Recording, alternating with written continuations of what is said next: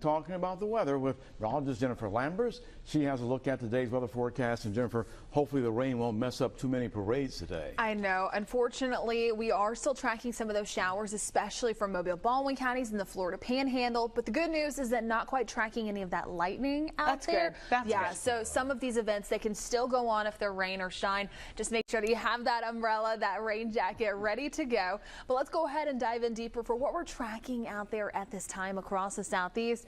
And really, it's not any widespread showers that we're noticing across the southeast. The majority of that taking place just closer towards the Foxton viewing area and right along our coastal areas. But do keep in mind, this is beneficial rain. We were dry for the majority of October. We were noticing those drought conditions only beginning to go up.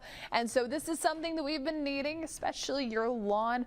Most likely extremely happy after what we saw yesterday in addition for today. Unfortunately, just looking at some of those gloomy gray overcast skies, especially if the kids are out of school for today. If you were planning on doing anything outdoors, now instead you might want to go ahead and plan some of those indoor events. Still a great day to sit inside, have a movie day out there. But looking in closer, what we're starting to see is light to moderate rainfall. So that yellow coloration, that's going to be more of that moderate rain.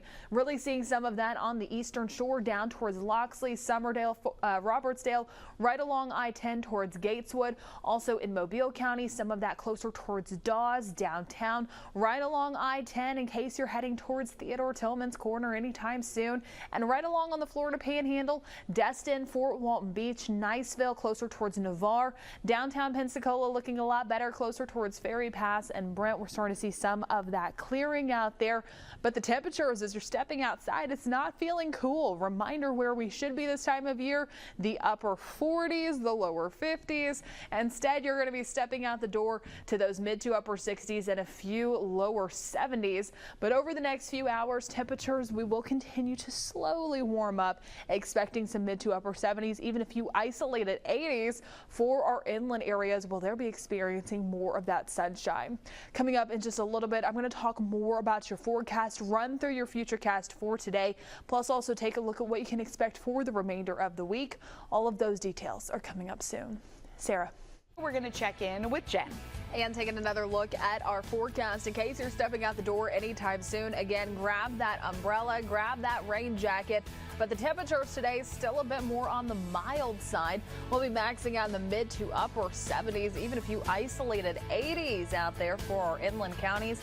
But I'll talk more about your forecast when we come back. For now, here is a live view from downtown Mobile overlooking Government Street from our social experiment camera. Slick roads out there. We'll be back after this.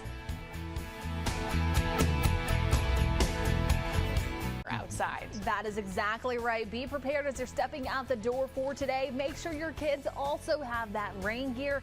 Here's a look at some of those showers that we're tracking across the Gulf Coast. Light to moderate rainfall, some slick roads. But I'll be talking more about your forecast when we come back after this.